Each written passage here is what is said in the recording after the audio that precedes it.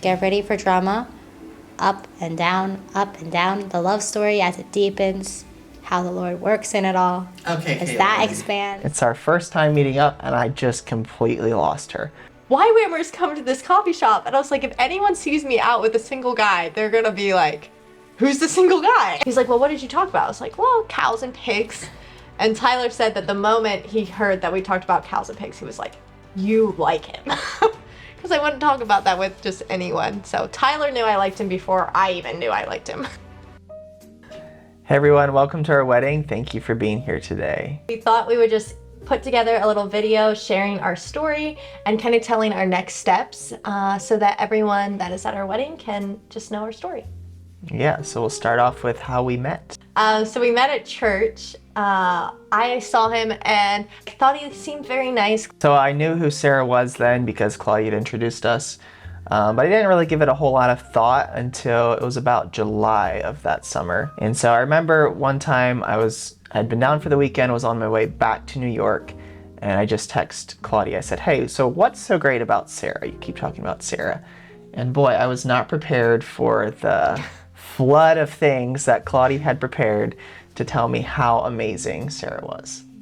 So I was very nervous about jumping into a relationship, but I also was starting to like Sarah. I finally decided that Sarah and I would go out for coffee if she would agree to it, and that'd be a way for us to get to know each other a little bit, but it wouldn't be a thing that I had to commit to dating right up front. So. And then it was at the beginning of August, Claudia texted me again and she was like, we have to talk. And then I met her there and she's like, so there's this guy that's interested and he wants to go out on such a chill coffee date. It's Chris's brother, Jesse. So I was like, all right, a coffee, I can do that. I was still quite intimidated and nervous at the thought of actually asking Sarah out because I was afraid that she would take it as like a little bit that I'm asking her to date, so I didn't want to, just trying to keep it very, very low-key. And so it began. We met for coffee. When I got there first, when she came in, we were both really nervous, and so we didn't even shake hands or anything. We weren't really sure how to greet each other. So we just kind of said hi, and then she just quick ordered a drink because she was nervous and walked out to this outdoor seating area. And so I didn't even buy her drink, which I was like, well, that was maybe not the best thing, but also it's not a date, so it's okay. I didn't want it to feel like a date, so I was like, I'm buying my own coffee. Yeah, and then after she had ordered, she didn't want to just stand around, so she went outside and found a seat outside. So then I ordered a drink and went outside, and I walked out the door to the outdoor seating area, and Sarah's nowhere to be found. I could not find her. I thought, well, this is going great. It's our first time meeting up, and I just completely lost her. I was like, did she slip around back inside? I was like looking around all the different tables. I didn't even know her that well, so there was like some people there. I was like, is that Sarah? Is it? No, I don't think that's Sarah. I was just like, I was about ready to call her or text her. I was like, she just walked out the door and disappeared. So finally I looked around a little more, and there was this little like indoor pavilion thing, and she had slipped in there and was kind of in a corner there. So finally I found her, which was a relief. I wanted to be in a corner because I was like, YWAMers come to this coffee shop. And I was like, if anyone sees me out with a single guy, they're gonna be like, who's the single guy? I felt so comfortable after we started talking, but I was also super confused because I thought maybe he was like forced into going and he didn't say anything about dating. I was like, I don't know if I'm ever gonna see this guy again. So then the next week, we went hiking on a Saturday, and then that Sunday, I took Sarah home after church, and we had a little chance to talk a bit, and we basically decided that we were both still pretty freaked out at the idea of dating, but I knew I liked her, and so we wanted to keep communicating. We're gonna meet again. I know that I need to clarify, I need to actually be in this relationship or not. So I was wrestling and processing and finally concluded that yes, I do want to start dating, and when we meet again, I want to communicate that to her. I was going into that meetup thinking, okay, I'm gonna ask her to start dating.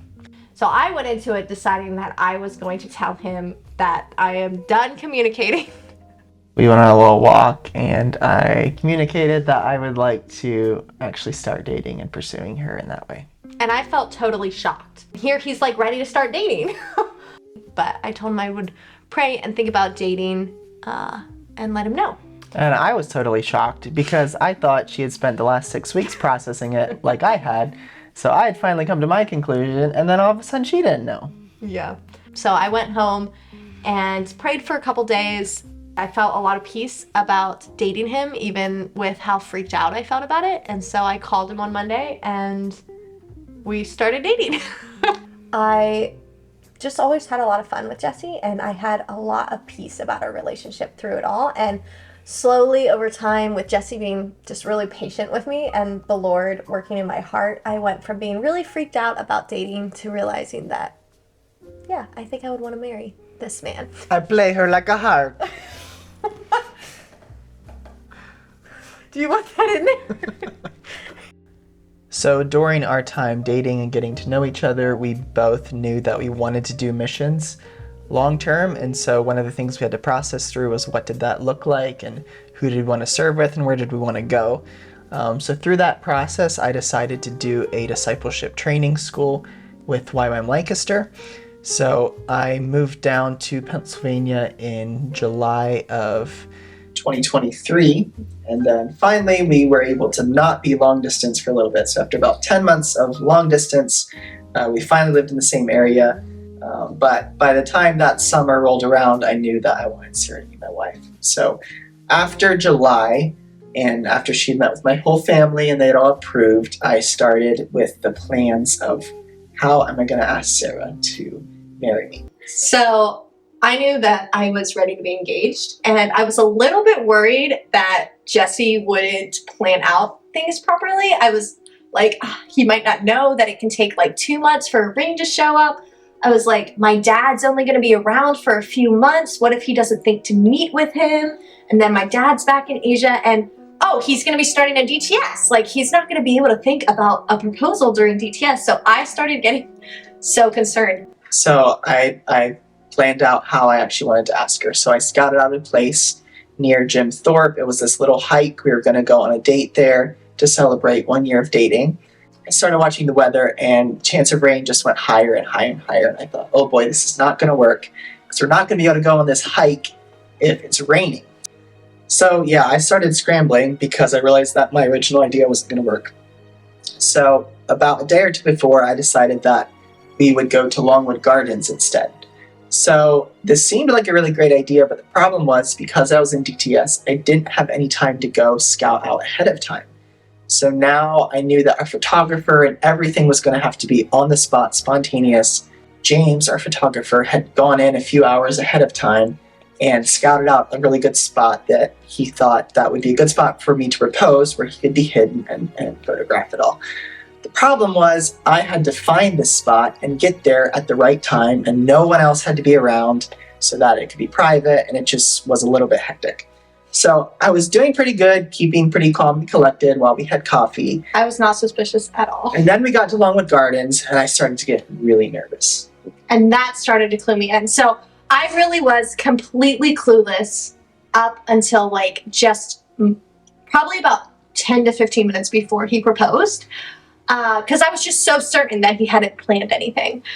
I went to the bathroom and I came out and he was on his phone looking at a map. Yeah, so first off, she went to the bathroom and I randomly got very emotional because I was like, I'm about to get engaged. So I almost started crying and I was like, this isn't going to work. Sarah's going to come out of the bathroom and I'm crying. That's not going to work. So I held it together. So I found a map, and our photographer had sent us some pictures. So I just had some pictures to go off to try to figure out what path to go down to and where I was supposed to go. So I thought, well, maybe if I have a map, Sarah will just kind of think I'm like trying to navigate the Longwood Gardens and looking online for some stuff. And I was like, I think it'll work out.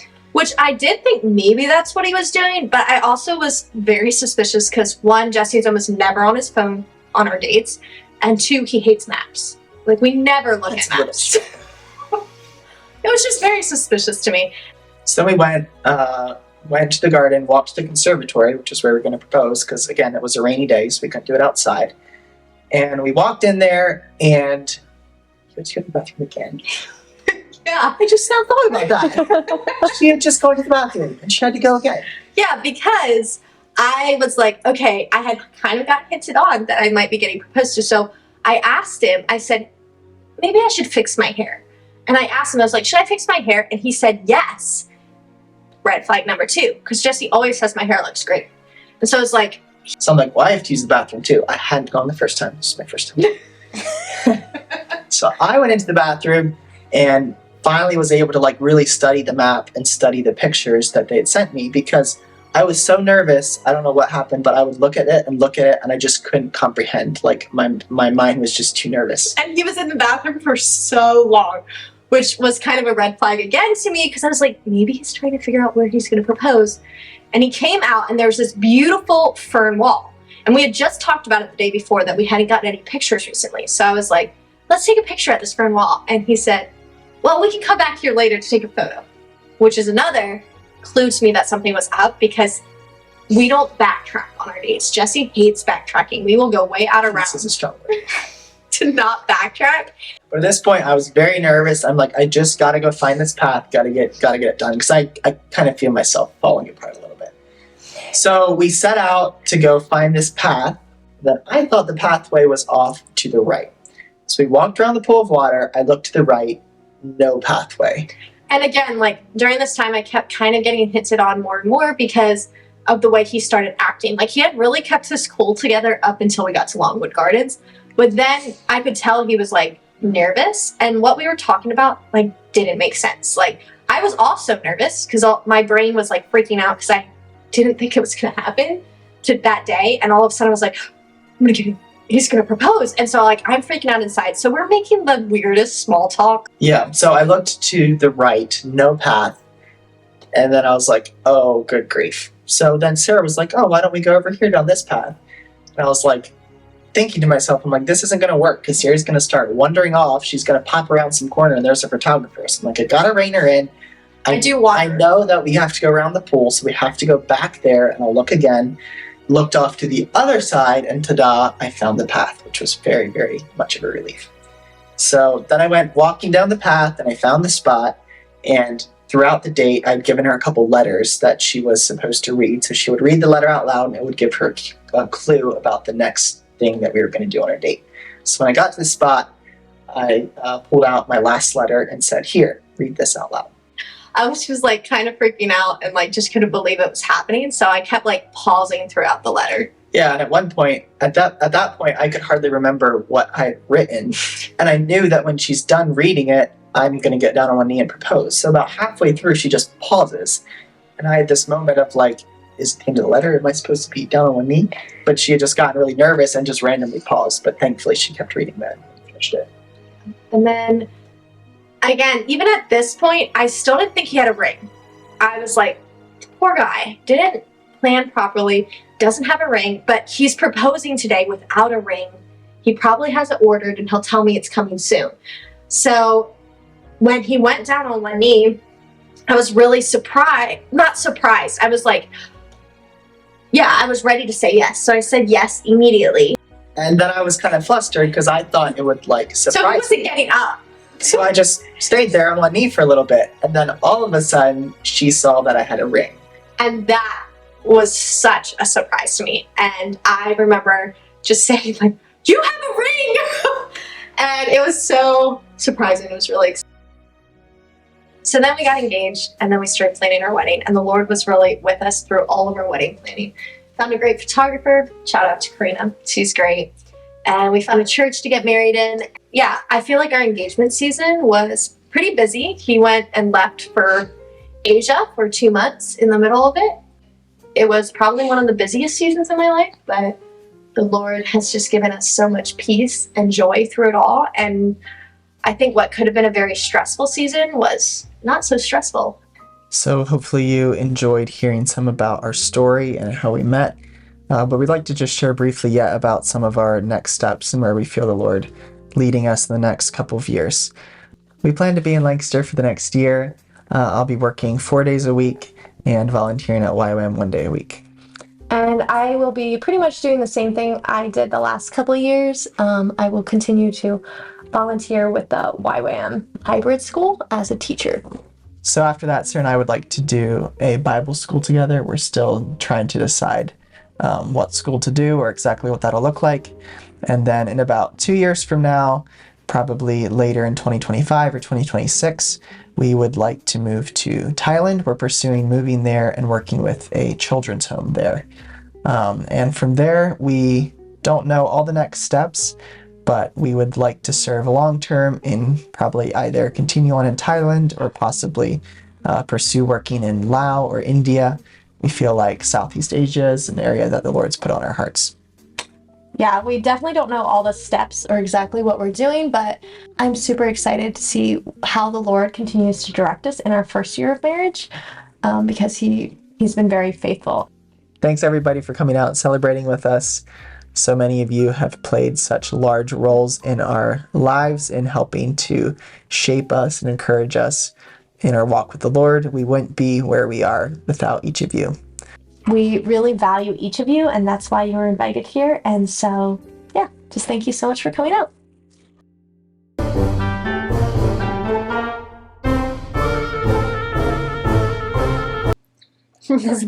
You can't even see his pants in the We can only see from Oh my goodness, you're gonna have a coffee.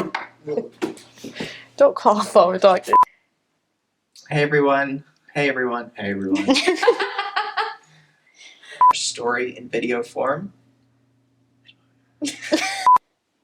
Yep. Hi. Welcome to our wedding. And thanks for coming to our wedding. Then what do I say? Hi everyone. We wanted to thank you. Welcome to our wedding. What do we mean?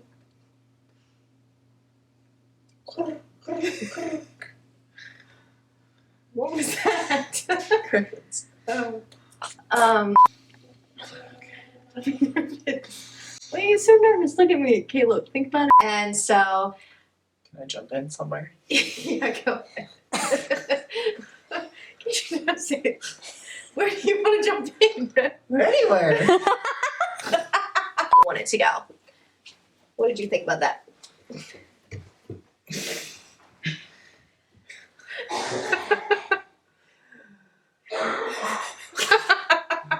It was good. Go ahead. Just share. We hope you had fun. So we went on the trip. It was only 5 weeks. Stop. Don't leave. Like 6 weeks after we first went out. And I was like, we are not. I gotta restart that. I had way too many details. Uncomfortable. Very much like wanted to get married to Jesse. Why did I say that? Little did I know all the things he had in his back pockets that he had planned. Yes, and meanwhile, after July, I have large back pockets. So after Sarah met my whole family in July, and we knew... Can you not do anything? Time. You only have 10 more minutes. We're watching the time, okay? So after July, after Sarah met my family in July, and as soon as I found a place, and Tyler involved, And James. And James. my family loved her, as they of course should have, and did, and 2. do, and will, and I will too, but more than that. Thanks to each of you for coming out and celebrating with us.